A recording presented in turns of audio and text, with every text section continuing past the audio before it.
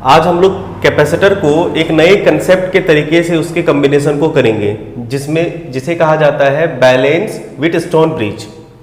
ठीक है, ये एक ब्रिज या नेटवर्क स्ट्रक्चर होता है। इसमें हम लोग, ये कंडीशन होता है, अगर ऐसा कंडीशन अवेलेबल हो जाए तो कैपेसिटर को रिकम्बाइन करना, ग्रुप करना, उसका इक्विवेलेंट कैपेसिटेंस निकालना आसान हो जाता है। तो पहले देखेंगे कि ये इसका यूज क्या है। जैसे मान लीजिए हमारे पास एक सवाल है, एक क्वेश्चन लेते हैं और इस क्वेश्चन पे आप थोड़ा बुद्धि लगाइए कि इसको कैसे सॉल्व करिएगा। जैसे 2 माइक्रोफराड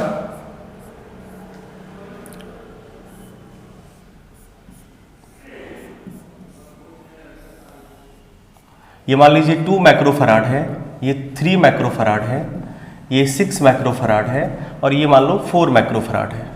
और यहाँ पे मान लो कोई और, मान लीजिए 5 माइक्रोफराड का था। हमको CAB निकालना है, equivalent capacitance between A and B निकालना है। कैसे करेंगे सवाल को, थोड़ा सोचो तो कैसे करोगे। हमने 2-3 तरीके सीखे हैं। एक सीरीज पैरेलल, तो लग तो नहीं रहा कि सीरीज पैरेलल लगेगा, क्योंकि कौन किसके सीरीज में, कौन किसके पैरेलल में। अब देखो, आप लोग सोच रहे हैं, कुछ बच्चे ये सोच रहे होंगे सर ये और ये पैरेलल में होगा। बाबू पैरेलल में कोई भी कैपेसिटर तभी होगा, ध्यान दीजिएगा, फिर से हम बोल रहे हैं, पैरेलल में कोई भी 2 कैपेसिटर तब होता है, ध्यान दीजिएगा परिधि, पैरेलल में किसी 2 कैपेसिटर को तब आप कहेंगे जब इन दोनों कैपेसिटर का एक इंड कॉमन पॉइंट से जुड़ा हुआ हो और दूसरा इंड भी कॉमन पॉइंट से जुड़ा हुआ हो, तभी इन दोनों को पैरेलल में कहोगे। क्लियर है?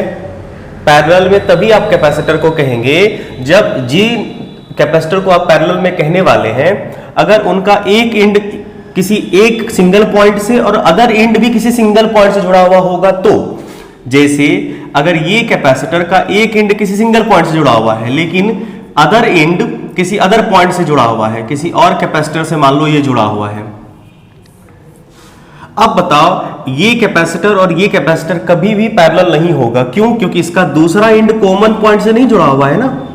आई बात समझ में? इसका दूसरा इंड और इसका दूसरा इंड इसके इंड से जुड़ा हुआ है, इसका दूसरा इंड इसके इंड से जुड़ा हुआ है। तो ये पैरेलल में ये 2 कैपेसिटर जिसको हम पैरेलल में कहने वाले हैं वो नहीं होगा। सिमिलरली 2 माइक्रोफराड और 4 माइक्रोफराड का एक इंड तो कॉमन पॉइंट से है, लेकिन दूसरा इंड दूसरा इंड किसी कॉमन पॉइंट से जुड़ा हुआ है नहीं। इसका मतलब ये दोनों पैरेलल में तो है नहीं। सीरीज में कब कहते हैं? सीरीज में 2 कैपेसिटर तब होता है बाबू जब इन दोनों का अल्टरनेटिंग पॉइंट अटैच होता है, ऐसे इस तरह से। अब बताओ, इनका इसमें जुड़ा हुआ है, इनका इससे जुड़ा हुआ है, कैसे होगा? इनका इससे भी जुड़ा हुआ है, इनका भी इससे जुड़ा हुआ है, नहीं हो सकता है। तो ये दोनों को आप सीरीज में भी नहीं कह सकते हो। आई बात समझ में? ये दोनों भी सीरीज में नहीं है, ये दोनों पैरेलल में है नहीं, ये दोनों सीरीज में है नहीं, ये दोनों सीरीज में है नहीं। ना कोई पैरेलल लग रहा है ना कोई सीरीज लग रहा है, इनफिनिट सीरीज है नहीं आप। ठीक है? और पोटेंशियल को बांट के आप इसे कर नहीं सकते। पोटेंशियल को बांट के अगर पोटेंशियल या वाइड कनेक्शन से आप इसे कर नहीं सकते। वाइड कनेक्शन से क्या लगता है? ट्राई करके देखो, वाइड कनेक्शन से नहीं होगा आपका। आई बात समझ में? तो इस तरह के प्रॉब्लम को सॉल्व करने के लिए हमारे पास एक टेक्निक होता है जिसको हम लोग कहते हैं व्हीटस्टोन ब्रिज। आई बात समझ में? तो इसी टेक्निक को हम लोग सीखेंगे आज। इसे सॉल्व करें, इसे प्रॉब्लम करेंगे बाद में। इसका एप्लीकेशन समझ में आया सर? आइए, व्हीटस्टोन ब्रिज एक 5 कैपेसिटर का नेटवर्क होता है। 5 कैपेसिटर का एक नेटवर्क होगा। ठीक है, व्हीटस्टोन ब्रिज समझा रहे हैं। ये क्या होता है कि 5 कैपेसिटर का एक नेटवर्क स्ट्रक्चर होता है। ठीक है,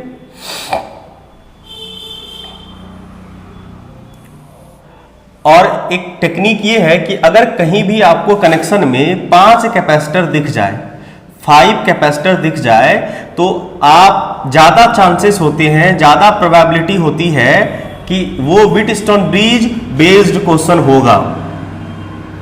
अगर आपको कोई ऐसा सवाल मिले जिसमें 5 कैपेसिटर या 5 रेसिस्टर इन्वॉल्व हो, तो मैक्सिमम चांसेस होते हैं कि वो सवाल व्हीटस्टोन ब्रिज बेस्ड होगा। क्लियर है? ये अरेंजमेंट है, लेकिन ये अरेंजमेंट जरूरी नहीं कि ऐसा स्टार स्ट्रक्चर ही होगा। स्ट्रक्चर वैसा पिछले वाले सवाल की तरह भी हो सकता है, लेकिन जैसा स्ट्रक्चर किताबों में दे रखा है व्हीटस्टोन ब्रिज को लेके, वो हम बता रहे हैं आपको। ठीक है, 4 कैपेसिटर इस तरह से अरेंज हो गए। देखो इन दोनों का एक पॉइंट कॉमन है, लेकिन अदर पॉइंट कॉमन नहीं है, नहीं होगा। देखो अगर ये बीच में कोई वायर नहीं होता ना, तो ये दोनों सीरीज में होता बाबू, दिख रहा है, लेकिन नहीं है। अब एक वायर बीच में डाल दिया गया। प्लीज केयरफुली समझिएगा बाबू, ये अगले वाले टॉपिक में और डिटेल्स में बताएंगे आपको फिर से। कोई एक स्ट्रक्चर ऐसा हो, ठीक है, हमें इसके अक्रॉस मान लो ये जो पॉइंट है ए और बी, इसके अक्रॉस हमें इक्विवेलेंट कैपेसिटेंस निकालना हो। इसका कैपेसिटेंस मान लो C1, इसका C2, ये C3 और ये C4 हो और ये C5 है। 5 कैपेसिटर का अरेंजमेंट क्लियर हो गया। कंसेप्ट ये कहता है कि व्हीटस्टोन ब्रिज में, ध्यान दीजिएगा, कंसेप्ट ये कहता है इफ C1 बाय C2 इस कैपेसिटर और इस कैपेसिटर का रेशियो इस कैपेसिटर और इस कैपेसिटर के रेशियो के बराबर हो जाए, C3 बाय C4 के बराबर हो जाए। हम क्या बोले, C1 by C2 is equal to C3 by C4, C4 by C3 नहीं। ठीक है, मतलब या तो C2 bye C1 equal to C4 by C3, या तो C1 by C2 equal to C3 by, एकदम सिमेट्री। ठीक है, अगर ऐसा हो जाता है, अगर ऐसा हो जाता है, देन इस पॉइंट का पोटेंशियल मान लो ये x है और ये y है, then potential of x and y same, इसका पोटेंशियल सेम हो गया। दैट इज आप ये कह सकते हैं potential at x equal to potential at y।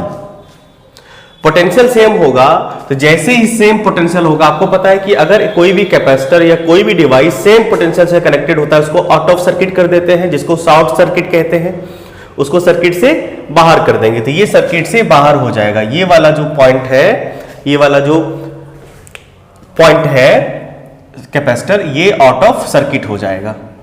आई बात समझ में? मतलब ये चार्ज नहीं होगा, मतलब इस पे कोई प्रभाव नहीं पड़ेगी और ये सर्किट आपका क्या हो जाएगा, सर्किट रिजॉल्व होके कुछ ऐसा हो जाएगा। देन तो आई बात समझ में, ये आउट ऑफ सर्किट, तो सर्किट आपका एकदम से प्यारा सा एक छोटा सा सर्किट बन जाएगा जिसमें डायगोनल वाले नहीं रहेंगे।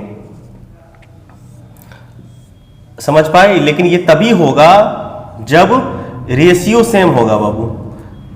तो ये कैपेसिटर और स्ट्रक्चर आपका कुछ ऐसा बन जाएगा। समझ पाए? C4 A और B। तो अब आपका नेट सर्किट कुछ ऐसा दिखेगा। क्लियर है? ये है व्हीटस्टोन ब्रिज का कंसेप्ट। कैसे प्रूफ करना है, चलो कर देते हैं। स्टेटमेंट समझ में आया सबको सर? अगर कोई भी स्ट्रक्चर इस टाइप का होगा और उस स्ट्रक्चर में C1 by C2 equal to C3 by C4 हो जाएगा, तो ये जो डायगोनल वाला जिस इंड के, ध्यान दो यहां पे कंफ्यूजन होता है, जिस इंड के अक्रॉस आपको इक्विवेलेंट कैपेसिटेंस निकालना हो, उसके अलावा जो होगा वो होगा डायगोनल, ये वाला आउट ऑफ सर्किट हो जाएगा। अगर यहां पे कैपेसिटर लगा रहेगा तो ये आउट ऑफ सर्किट नहीं होगा। आई बात समझ में? क्योंकि इस पॉइंट और इस पॉइंट का पोटेंशियल सेम नहीं हुआ है। समझ पा रहे हैं? जिस इंड के अक्रॉस निकालना, उसके अलावा जो डायगोनल है उसमें जो कैपेसिटर होगा वो आउट ऑफ सर्किट हो जाता है अगर ये रेशियो सेम हो जाए तो। समझ पाए? जो 2-3 छोटी छोटी बातें थी जहां पे गलती होती है उसे भी ध्यान रखेंगे। और ये सर्किट बाद में रिजॉल्व होकर ऐसा बनेगा, और आपको पता है ऐसे सर्किट को कैसे सॉल्व करते हैं, ये दोनों सीरीज में, बाकी पैरेलल में। मतलब ये सर्किट ऐसा दिखेगा आपको। फाइनली ये आपको कुछ ऐसा दिखेगा, ऊपर वाला 2 ऐसा, नीचे वाला 2 ऐसा। समझ पाए बात को? ये हो गया आपका C1, ये हो गया C3, ये C2 और ये C4। ये सर्किट ऐसा हो व्हीटस्टोन ब्रिज, या ये सर्किट इस तरह का भी दिख सकता है आपको। और इस तरह का भी सर्किट दिख सकता है, ध्यान दीजिएगा।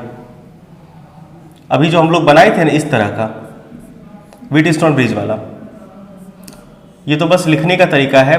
5 ऐसे हो गए और एक हो गया ये डायगोनल वाला, C1/C2, C3/C4 और ये C5, ऐसा भी होगा तो चलेगा। इसे कहते हैं व्हीटस्टोन ब्रिज। बोलिए सर, व्हीटस्टोन ब्रिज का कंसेप्ट समझ में आया? प्रूफ कर दें, यही ना? आइए इसे प्रूफ कर दें। ठीक है, देखो वैसे प्रूफ हम लोग अगले चैप्टर में करने वाले थे करंट के बेसिस पे, लेकिन कोई बात नहीं, यहां भी कर देते हैं हम आपको। देखो वैसे जरूरत नहीं है, विश्वास तो आप लोग करते ही है ना, क्या करते हैं? तो प्रूफ करना पड़ेगा। वैसे भी जमाना तो है नहीं विश्वास किया जा सके। चलिए एक काम हम लोग ये करते हैं, हम लोग मान लेते हैं कि पोटेंशियल V और X का सेम है, मान लेते हैं। ठीक है, देखते हैं मान के ऐसा क्या होता है। पहले लेट कर लेते हैं कि X और Y पॉइंट का पोटेंशियल सेम है, तो कुछ तो होगा ना। अगर X और Y का पोटेंशियल सेम होने से ये रिजल्ट आ जाए तो कोई दिक्कत, कोई आपत्ति नहीं। देखो प्रूफ करने के दो तरीके हैं, या तो आप इनसे इसको कर लो प्रूफ, इनसे इसको कर लो प्रूफ, या तो इनसे इसको कर लो प्रूफ। हम स्टेटमेंट क्या बोले कि अगर ऐसा होगा तो ये होगा, हम ये लेट कर रहे हैं कि ये है तो ऐसा प्रूफ करके दिखाओ। ठीक है, तो हम लोगों ने लेट किया कि potential at x equal to potential at y, let something, मान लेते हैं x है, इस पॉइंट का पोटेंशियल x है। बोलो कोई दिक्कत नहीं।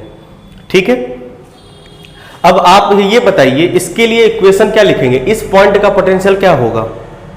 बोलो। अगर बैटरी के पॉजिटिव टर्मिनल को A के पास रखें, नेगेटिव को B के रखें, तो इसका पोटेंशियल हो जाएगा V और इसका पोटेंशियल हो जाएगा 0। क्लियर है? ठीक है, अब इसके लिए इक्वेशन लिखें, पोटेंशियल डिफरेंस बराबर VCQ वाला रिलेशन याद है आपको? पता है कि पोटेंशियल डिफरेंस इक्वल टू होता है Q/C, V equal to Q/C होता है। इस पॉइंट के लिए लगा दें, बोलो बाबू, इस पॉइंट के लिए लगाए, ये वाला टर्मिनल के लिए पोटेंशियल डिफरेंस क्या होगा? इतना माइनस इतना। ठीक है, V माइनस X, इस पॉइंट का पोटेंशियल भी, इसका चार्ज कितना है मान लेते हैं, इस पे चार्ज है Q1 और इसका कैपेसिटेंस C1, कोई दिक्कत नहीं। इसके लिए इक्वेशन लिखा है C2 के लिए, C3 के लिए। देखो चलो, अगर इसके लिए इक्वेशन लिखोगे तो क्या होगा? V minus Y is equal to, ध्यान देना, V minus Y equal to बोलो कोई Q2/C2। सिमिलरली इसके लिए इक्वेशन क्या लिखोगे? X minus 0 equal to Q3/C3 and y minus 0 is equal to Q4/C4। बोलो यहां तक कोई डाउट, कोई दिक्कत यहां तक? आप हमें ये बताइए, x का पोटेंशियल और y का पोटेंशियल हमने लेट किया है ना, v और vx का पोटेंशियल सेम है। अगर इसका पोटेंशियल सेम है, चूंकि vx and vy is same, therefore इसको क्या लिखोगे? v माइनस x जो Q1/C1 है, और इसको क्या लिखोगे? v माइनस y को x लिख सकते हो। बोलो Q2/C2 ने हो गया नूनू, सॉरी यहाँ पे C1 हो गया। इस इक्वेशन से क्या हुआ? ये दोनों सेम हो गया, Q1/C1 is equal to Q2/C2 हुआ। बोलो बोलो, हुआ? Very good. यहां से एक रिजल्ट आपके पास आया है। आइए, या इसको हम लोग ऐसे भी कह सकते हैं, सुनना जरा, इसको कह सकते हैं Q1/Q2 is equal to C1/C2। ठीक है, इसको ऐसे कह सकते हैं, कह रहे हैं, चलो ठीक है। अब अगला स्टेप, उसी तरह से आप ये कह सकते हो कि x0 और y0 एक्स वाई बराबर न है, तो कह सकते हो similarly Q3 by C3 is equal to Q4 by C4 कह सकते हो। नीचे दिख रहा है, हाँ। अब इसको ऐसे कह सकते हैं Q3 by Q4 is equal to C3 by C4। बोलिए, कोई दिक्कत नहीं। एक बात और बताइए आप लोग हमें, ठीक है, यहां तक तो सब कुछ आप लोग समझ गए हैं। एक चीज और बताइए, ठीक है, क्या आप ये बताइए, क्या इन पे जितना चार्ज होगा C1 पे, क्या इन पे उतना ही चार्ज होगा? सोच के बताओ, सोच के बताओ। हाँ बिल्कुल, हाँ। तो Q इस पे चार्ज होगा सेम, कारण क्या है कि इसका पोटेंशियल है सेम, इसका भी पोटेंशियल है सेम, तो इस पे और इस पे चार्ज हो गया सेम।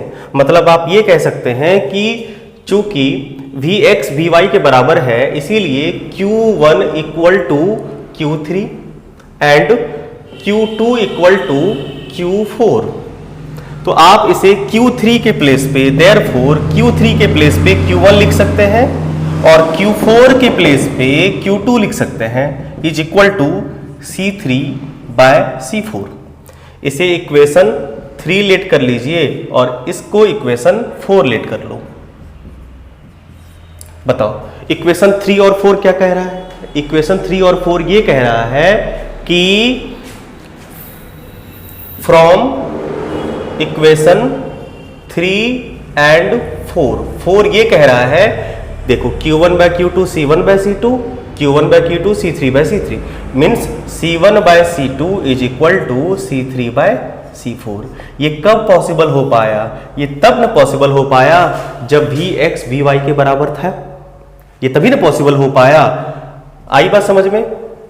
इसका ये मतलब हुआ कि अगर C1 बाय C2 सेम होगा, C1 बाय C2 का जो रेशियो आएगा वही रेशियो अगर C3 बाय C4 का आ जाता है, इसका मतलब इस पॉइंट का पोटेंशियल इस पॉइंट के पोटेंशियल के बराबर होगा। मतलब ये चार्ज नहीं होगा, ये इन्वॉल्व नहीं है, ये एक सिंपल सा क्या है, कनेक्टिंग वायर की तरह बिहेव करेगा। कैपेसिटर तो रहा ही नहीं, ये कनेक्टिंग वायर की तरह बिहेव करेगा, बस सिंपल सी बात है, और कोई बात नहीं है। और कनेक्टिंग वायर की तरह बिहेव होगा तो ये और ये आप इसे हटा भी सकते हैं, कोई दिक्कत नहीं है, ये आउट हो जाएगा, जिसको शॉर्ट सर्किट कहते हैं, हो जाएगा। और ये सीरीज में, ये और ये सीरीज में, बाकी फिर दोनों पैरेलल में। बोलिए, क्लियर है? एक बार अच्छे से देख लीजिए, किसी पॉइंट को दोबारा एक्सप्लेन करना हो तो बोलिए। व्हीटस्टोन ब्रिज पे बेस्ड कुछ प्रॉब्लम करें। देखो वही सवाल कि हमारे पास मान लीजिए एक कैपेसिटर है, बोर्ड सबको दिख रहा है, ठीक है, ठीक है।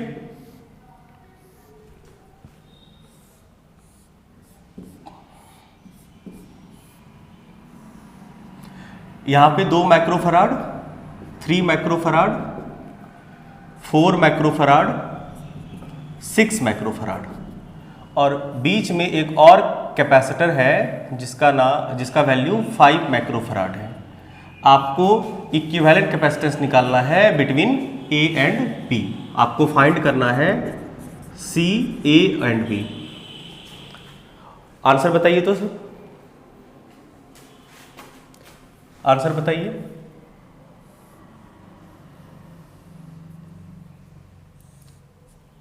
देखिए सवाल दिख रहा है सबको, क्लियर हो गई कि यहां पे क्या है, इतना बाय इतना। देखो तो 2/4 करो तो 2/4 किया, 1/2 आया। 3/6 किया, 3/6 किया, 1/2 आया। इसका रेशियो सेम हो गया, इसका मतलब ये जो 5 वाला है ये आउट ऑफ सर्किट हो गया दोनों। अब ये सर्किट बन गया आउट ऑफ, तो सिंपल सी बात है कि अब ये सर्किट रिजॉल्व होकर ऐसा कुछ दिखेगा आपको। हाँ बोलो बाबू, आवाज। अच्छा आंसर बता रहे हैं, ठीक है। हाँ जी, ये हो गया 2, ये हो गया 3, ये हो गया 4, ये हो गया 6। तो 3-2 सीरीज में 3-2 का सीरीज कितना हो जाएगा, 3-2 जा 6/5। तो ये सर्किट रिजॉल्व होके आपका हो जाएगा, नहीं ये सॉल्व होके हो जाएगा आपका 5, 3-2 जा 6/5, और ये रिजॉल्व होके आपका हो जाएगा नीचे वाला 24/10, 24/10 मीन्स आप ये कह सकते हैं इसका होगा आपको 1.2 माइक्रोफराड और ये है आपका 2.4 माइक्रोफराड। अब देखो ये दोनों क्या है, पैरेलल में है, ये दोनों पैरेलल में है, तो इसका इक्विवेलेंट हो जाएगा एक आराम सा पैरेलल वाला, और कितना 1.2 + 2.4, 1.2 + 2.4 means 3.6 microfarad. This is your answer. आराम से देख लीजिए। देखो हम लोगों ने इससे पहले वायर्ड कनेक्शन वाले प्रॉब्लम करे थे, उसमें क्या था, उसमें वायर्ड में जो कनेक्टिंग वायर था उसमें कोई डिवाइस नहीं था। अब की बार उस कनेक्टिंग वायर में हम डिवाइस करेंगे, और ये सवाल जिसके बारे में वैष्णवी आप बोल रहे थे वो है, जिस क्वेश्चन के बारे में आप कह रहे थे सर ऐसा प्रॉब्लम किए हैं या करवाए हैं, वो ये था जिसमें व्हीटस्टोन ब्रिज लगता है।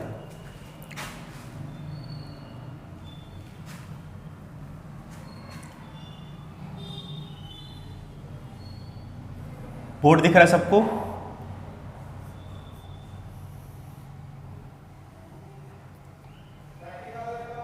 अब देखो पिछली बार इस वायर्ड में कोई कैपेसिटर नहीं था, अब की बार है।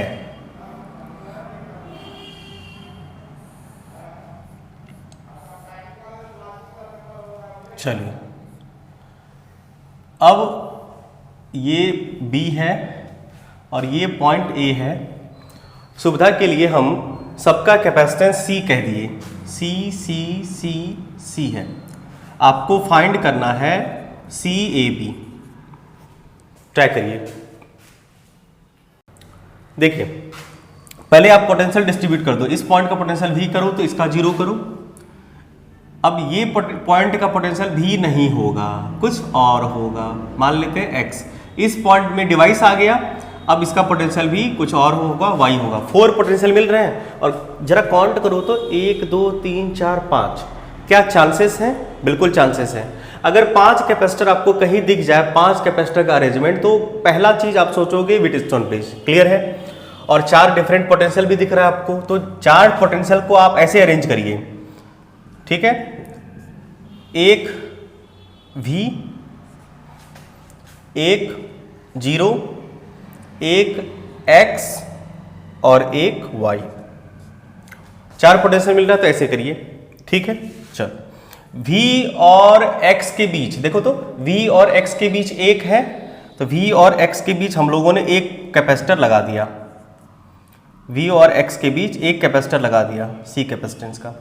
अब बताओ ये कैपेसिटेंस X एंड Y के बीच है, X एंड Y के बीच, इसका काम तमाम हो गया। अच्छा इसका काम बाकी है, V और Y के बीच एक है, V और Y के बीच एक है, तो V और Y के बीच हमने एक लगा दिया। चलो इसका भी फिनिश, ये भी फिटूस। अब बचा कौन? X and Y। X and Y के बीच एक है, हाँ X एंड Y के बीच एक है, X एंड Y के बीच हमने एक लगा दिया, ठीक है? चलो C का। अब बताओ X और 0 के बीच एक है, X और 0 के बीच एक है, लगा दिया। अब कौन बचा? हाँ X Y और 0 के बीच, Y और 0 के बीच एक है, बाकी उसे भी लगा देते हैं, लगा दिए। चलो अब ये C, ये C, ये C, ये C। अब जरा देखो तो ये पॉइंट B है, ये पॉइंट O है। हमको इसके बीच निकालना था, A और B के बीच, तो इसका रेशियो न करोगे। अगर आपको A और B के बीच निकालना हो तो इसका रेशियो करेंगे, समझ गए? इसका C1/C2 रेशियो 1, इसका रेशियो 1, रेशियो सेम आया, इसका मतलब ये हो गया फिटूस। समझ पाए सर? तो कुल मिला के आपको आपका जो सर्किट बनेगा ये दोनों बनेगा, जो रिजॉल्विंग सर्किट बनेगा ये दोनों सीरीज में, यस, और नीचे वाला दोनों सीरीज में, यस, ठीक है। C और C का सीरीज होता है C/2, समझ रहे हैं? ठीक है, तो ये हो गया आपका c/2 और नीचे वाला भी c/2, तो c/2 मिलके पैरेलल, और पैरेलल में होता है सीधा c/2 प्लस, तो इसका एक इक्विवेलेंट बन जाएगा कितना, c का। तो CA भी आपका आ गया, A और B के बीच C इक्विवेलेंट आ गया आपका C। बोलिए, कोई भी डाउट इसमें? तनी उठा जरा सा भी किसी को तो बोलो, अगर नहीं, एक सर्किट है हमारे पास कुछ इस तरह का, ठीक है, इसमें आपको अरेंजमेंट दिख रहा है एकदम क्लियर, तो आपको निकालना है C equivalent between A and B। इस पॉइंट के अक्रॉस आपको इक्विवेलेंट कैपेसिटेंस निकालना है, each capacitor having capacitance C। Find करिए, आंसर बताइए। इसको पोटेंशियल अगर आप A पॉइंट को V से जोड़ोगे और B को 0 से करोगे तो इस सारे वायर का पोटेंशियल 0 होगा, ये सुनो। अब V, इसका तो V और रहने से रहा, इसका कुछ और हो जाएगा, इसको मान लेते हैं X। इस पॉइंट का पोटेंशियल क्या हो जाएगा, कुछ और होगा Y।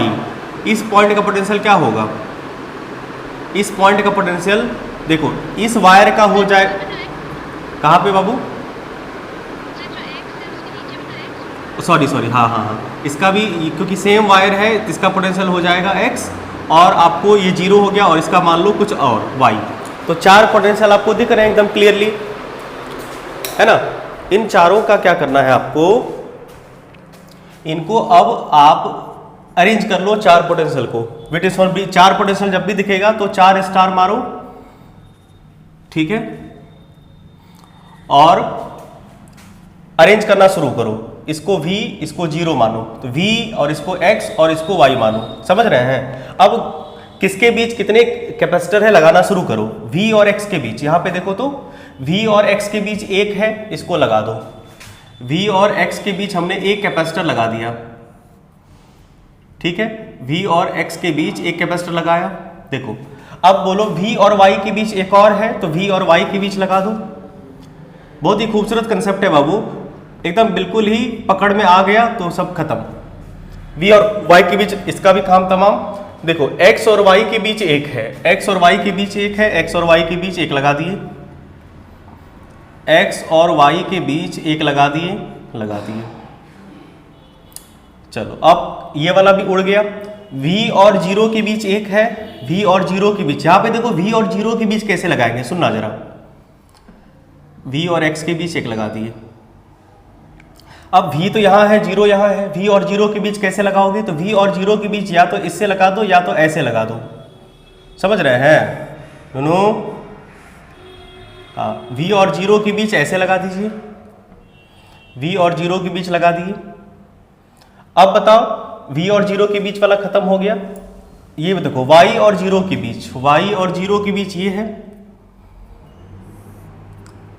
Y और 0 के बीच एक ये रहा, लगा दिए।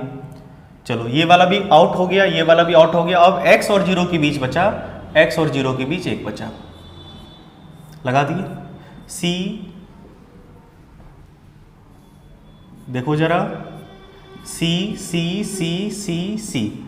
अब बोलो इन दोनों के बीच निकालना है ना आपको, इन दोनों के बीच निकालना है A और B के बीच। तो आप किसका रेशियो करोगे, इसका रेशियो सेम है, इसका मतलब ये हो गया आउट ऑफ सर्किट से बाहर। तो ये रिजॉल्व होके कैसा बनेगा, ये रिजॉल्व होके ये दोनों सीरीज, ये दोनों सीरीज, ये दोनों सीरीज, ये दोनों सीरीज, और फिर ए देखो नहीं, इस पॉइंट से एक और जुड़ा हुआ है, ध्यान देना, इस पॉइंट से आपका एक और जुड़ा हुआ है, कौन सा, ये वाला, है ना। समझ पाए बाबू।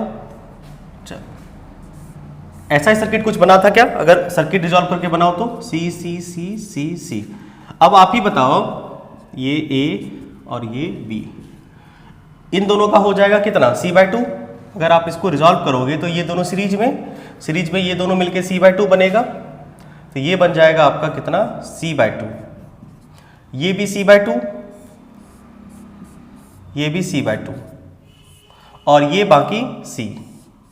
अब आप C/2 और C को, जब आप C/2 और C को जोड़ोगे, पैरेलल करोगे, तो क्या होगा, सबका इक्विवेलेंट कितना होगा। जब आप सबको सॉल्व करोगे तो सबका एक इक्विवेलेंट बनेगा कितना, C/2 C और C का हो जाएगा 2C। सबको जब आप जोड़ोगे तो ये होगा B, ये होगा A, और ये सबका इक्विवेलेंट हो जाएगा कितना, सबको जोड़ोगे ना बाबू पैरेलल में, तो पैरेलल में हो जाएगा 2C, मीन्स CAB कितना आ गया, 2C। बोलिए इसमें किसी को डाउट जरा सा भी। टाइप 4 में आते हैं। टाइप 4 है पैरेलल प्लेट।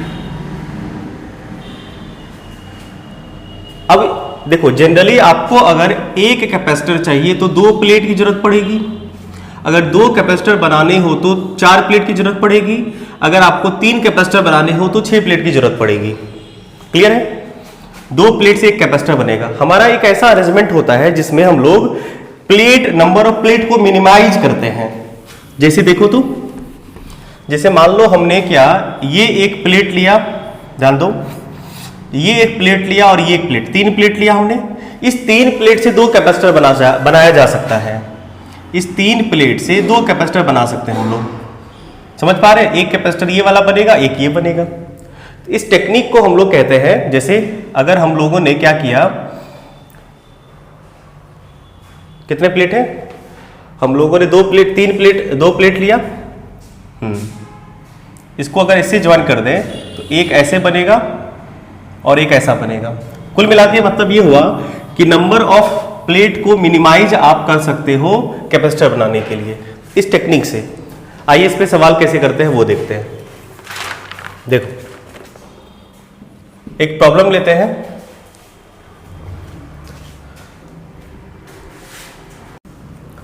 देखो, मान लीजिए हमारे पास एक ये प्लेट है, ठीक है, एक प्लेट ये रहा, 2, 3, एक और प्लेट ले लेते हैं 4,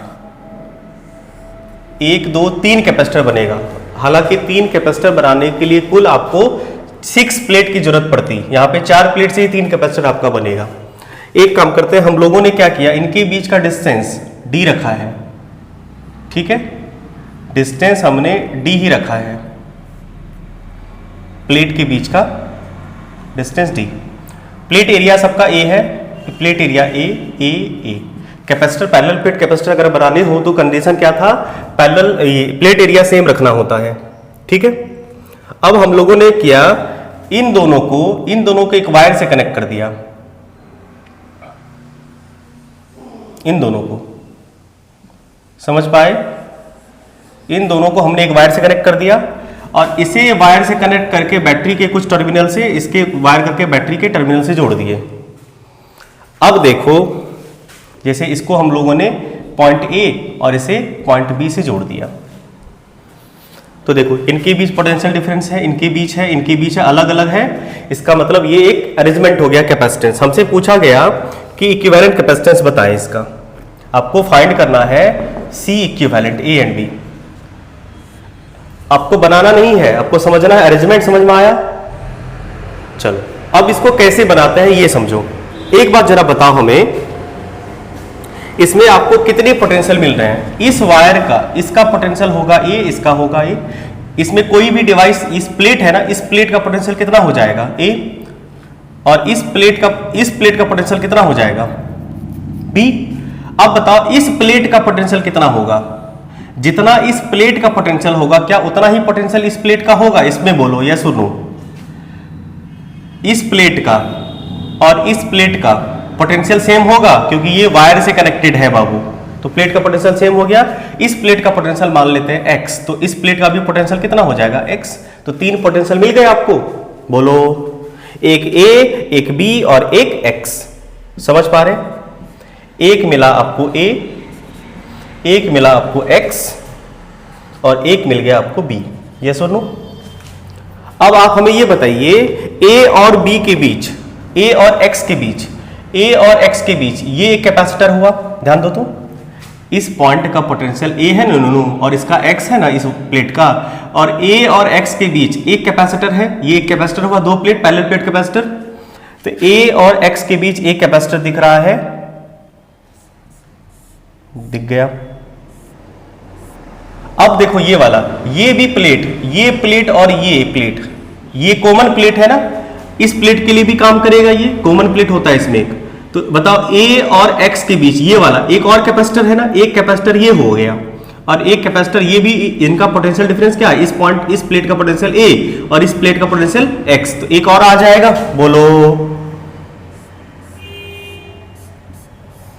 तो ए और एक्स के बीच हमें दो कैपेसिटर मिल गए, यस और नो, मिल गए, चलो ठीक है। अब बताओ इस प्लेट का क्या हाल है, ये किसके बीच है, ये बी है ना, सॉरी ये ए और बी है, इस प्लेट का, सॉरी इसका ये नहीं, इस प्लेट का एक्स है, यस और नो, इस प्लेट का पोटेंशियल एक्स है और इस प्लेट का पोटेंशियल क्या है, बी, बी से जुड़ा हुआ तो बी होगा ना, एक्स और बी के बीच कितना है, एक, तो एक्स और बी के बीच एक है, बोलो। अब रहा बाकी कुछ करने को,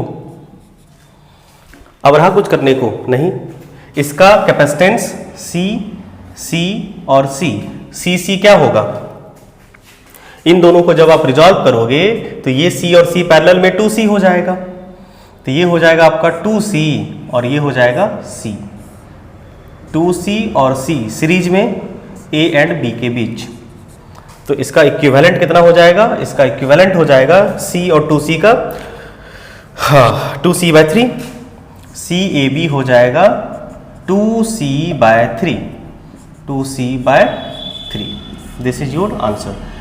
इसका आंसर इस तरह से पूछा जाता है, सुनना जरा, इसको कहते हैं, हम लोग जानते हैं कि C equal to parallel plate capacitor है, C इक्वल टू होता है क्या, एप्सिलॉन नॉट A/D होता है ना, एप्सिलॉन नॉट A/D, इस फॉर्म में इसका आंसर पूछा जाएगा, इस फॉर्म में ऑप्शन में आंसर रहेगा, तो आप क्या करोगे, CAB को क्या लिखोगे, ट्वाइस एप्सिलॉन नॉट A/3D, ये रहेगा इसका आंसर फाइनली। एक बार अच्छे से देखिए इसको कैसे बनाते हैं, इसको देखिए फिर बात करते हैं इस पे। हमने 1 2 3 4 प्लेट लिया, इन दोनों प्लेट को एक तार से जोड़ दिया, इसका ये मतलब हुआ अगर सिंगल तार से जोड़ेंगे तो इस प्लेट का जो भी पोटेंशियल होगा, इस प्लेट का पोटेंशियल कॉमन हो गया तार को जोड़ने से। अब इस प्लेट को हमने, नहीं, plate number 1, plate number 2, plate number 3, plate number 4, plate number 2 को हमने बैटरी के ए पोटेंशियल से जोड़ा या प्लस से मान लो, और बी को हमने दूसरे से जोड़ा, तो अब पोटेंशियल डिफरेंस तो प्लेट के बीच क्रिएट हो गया, तो एक कैपेसिटर, दो कैपेसिटर, तीन कैपेसिटर बन गए आपके, क्लियर है। अब बोलो इन कैपेसिटर का पहला वाला प्लेट का पोटेंशियल क्या है, एक्स, और दूसरा वाला प्लेट का पोटेंशियल क्या है, ए, तो ए और एक्स के बीच एक कैपेसिटर है, ए और एक्स के बीच, ये मान लो पहला वाला प्लेट है ए है मान लो दूसरा वाला प्लेट, और ये x पहला वाला प्लेट, क्लियर। देखो 1 2 का अरेंजमेंट समझ में आया, 1 2 का अरेंजमेंट समझ में आया। अब देखो इस प्लेट का पोटेंशियल है a और इसका है x, तो 2 और 3, इसका हो गया a, ये हो गया 2 और ये हो गया 3, एक नया कैपेसिटर बना 2 और 3 जो कि a और x पोटेंशियल से कनेक्टेड है, क्लियर। उसके बाद एक तीसरा पोटेंशियल दिख रहा है, इसका इस प्लेट का पोटेंशियल है x और इस प्लेट का पोटेंशियल है b, और x और b के बीच एक है, इसका नाम है x का 3, ये 3 प्लेट और ये 4 प्लेट। तो देखो कुल मिला के 1 2 3 कैपेसिटर बने, अरेंजमेंट दिख रहा है आपको, ये दोनों पैरेलल में 2C हो गया, और ये इसके साथ सीरीज में 2C और C का सीरीज होता है 2C/3, और C को आप लिख सकते हैं एप्सिलॉन नॉट A/D। बताइए कोई डाउट? इसका आंसर सब लोग बताएंगे और जल्दी एकदम फटाक से बताएंगे। हमने इसी तरह से आपको फिर से 4 प्लेट दिया है, एक plate, 2 plate, plate area same, distance D, 3 plate और एक प्लेट, 4 प्लेट, ठीक है। इसका डिस्टेंस है D, distance D, plate area A, सबका प्लेट एरिया सेम है, डिस्टेंस भी D है सेम। चलो अब हम लोग एक काम करते हैं, ये वाला जो इन प्लेट है, ये वाला प्लेट, और इस वाले प्लेट को हमने एक वायर से जोड़ दिया। ठीक है, समझ पाए? इस वाले plate, plate number 1, plate number 2, plate number 3, plate number 4, 1 और 4 को हमने अटैच कर दिया। और 2 नंबर का जो प्लेट है, 2 नंबर का जो प्लेट है, 2 नंबर का प्लेट को हमने एक पोटेंशियल से जोड़ा ए और इसे बी से जोड़ा। अब आपको निकालना है, ठीक है, equivalent capacitance C and B, C A and B निकालना है। चलो, आपको पता है C इक्वल टू होता है epsilon naught A by D, इस फॉर्म में, ये D, ये D, ये D, प्लेट के बीच का गैप सेम रखे हैं। फाइंड करिए। देखिए सर, सीधा सा दिख रहा है आपको, इसका A और इसका B है। अगर इसका इक्विवेलेंट कैपेसिटेंस पता है तो आप ये बताइए, आपके पास इस वायर का जो पोटेंशियल होगा ये वही होगा, X होगा। फिर से आपके पास 3 है, A, X और B, है ना? आपके पास A, X और B है, तो एक पोटेंशियल A, एक पोटेंशियल X और एक potential B, A, X, B। ठीक है,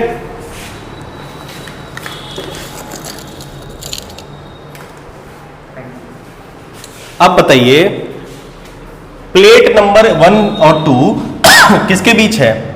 A और X के बीच है। तो A और X के बीच आपका एक प्लेट हो गया, plate number 1 and 2, plate number 1 end plate number 2। कोई दिक्कत? सॉरी, A और X के बीच, तो X, A वाला प्लेट है 2, A वाला प्लेट है 2 और X वाला प्लेट है 1। कोई दिक्कत नहीं। अब बताइए, A और B के बीच एक प्लेट है, प्लेट नंबर 2, 3, A और B के बीच, A और B के बीच एक प्लेट है आपका, A और B के बीच एक प्लेट है,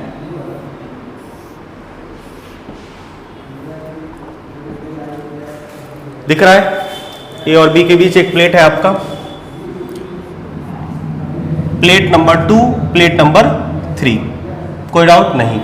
अब देखो, प्लेट, एक प्लेट और है आपका B और X के बीच, B और X के बीच एक प्लेट है आपका, B और X के बीच, B और X के बीच, B और X के बीच एक प्लेट है। यस, इस प्लेट का नाम क्या है? X वाला प्लेट का नाम है 4, X वाला प्लेट का नाम है 4 और ये वाला प्लेट का नाम है 3, 4, 3। सारा प्लेट आ गया, देखो जरा, कोई देख डाउट बाबू? नहीं। अब कुछ रहा करने को नहीं, A और B हो गया। अब इसको इक्विवेलेंट कर लो बाबू, इसका C है, इसका भी C है, तो ये हो जाएगा C/2 और ये हो जाएगा C। इसका इक्विवेलेंट बनेगा C/2 और इसका बनेगा C। C/2 और C का होता है, आपको पता है C/2 और C का इक्विवेलेंट कितना होता है? C/2 का और C का इक्विवेलेंट। सही है क्या कि गलत है हम लोग? सही है ना? इसका प्लस हो जाएगा तो प्लस हो जाए, सही है, तो 3C/2, इसका हो जाएगा 3C/2, तो CAB आएगा 3C/2 मीन्स 3/2 और C का एप्सिलॉन नॉट A/T। ये रहेगा आपका आंसर। क्लियर है? अगर ये सवाल बन गया है तो 1-2 सवाल आपको हम होमवर्क देते हैं, उसे आप लोग ट्राई करके आइएगा। ये वाला दोबारा एक्सप्लेन करना है बाबू। एक बात आप लोग बताइए कि ये D अगर D ना हो के कुछ और हो तो क्या फर्क पड़ेगा? ये D ना हो के D कुछ और हो तो क्या फर्क पड़ेगा? कैपेसिटेंस। जैसे मान लेते हैं, अगर हम यहां बोले कि इसका जो D है वो D/2 है, इसका मतलब ये हुआ कि ये वाला जो कैपेसिटेंस होगा C1 वो हो जाएगा एप्सिलॉन नॉट A, बोलो बोलो बोलो, एप्सिलॉन नॉट A/D/2। मतलब इसका कैपेसिटेंस जो 2C1 होगा, इसको अगर आप C कहो तो 2C हो जाएगा। नहीं समझे हम क्या कह रहे हैं? नहीं दिखा, फिर से समझो। हम ये कहना चाह रहे हैं कि प्लेट के बीच का डिस्टेंस अगर हम चेंज कर देंगे तो क्या होगा? प्लेट के बीच का डिस्टेंस जैसे हमने D/2 कर दिया, तो क्या होगा, epsilon naught A by D by 2, तो 2 चला जाएगा ऊपर। और अगर आप लेट कर लिए कि epsilon naught A by D को सी कहते हैं, तो C1 का वैल्यू C नहीं होके कितना हो जाएगा, 2C होगा। मतलब अब की बार अब आपको ये C नहीं होके C1 C2 C3 हो जाएगा, और ये आपको अरेंज करना पड़ेगा। कर लोगे? सवाल में डी चेंज करके होमवर्क दे बाबू। आइए, कहने का मतलब ये हुआ कि अगर इस सवाल में वेरिएशन आएगा तो कैसे आएगा। देखो ये सवाल बोर्ड में भी कम ही आता है, ये वाला पैरेलल प्लेट वाला जो है, ये प्लेट वाला कंसेप्ट। फिर भी वही बात हो गई, जब कंसेप्ट पढ़ ही लिए हैं, बात जो वहां से निकल ही गई है, तो दूर तलक तो जाएगी ही। होमवर्क इस कंसेप्ट पे बेस्ड। और जो सवाल हम दे रहे हैं, ये सवाल ना आपको किताबों में मिलेगा, ना किसी ने करवाया है। कारण ये है कि ये अभी ताजा ताजा बना है, एकदम रिसेंट में, एकदम ये ताजा ताजा सवाल, ताजा प्रॉब्लम होमवर्क दे रहे हैं आपको। ये एक प्लेट है बाबू, हमने आपको ये बताया है कि क्या फर्क पड़ेगा, समझ गए? ये डी चेंज करने से क्या फर्क पड़ेगा वो बता रहे हैं आपको।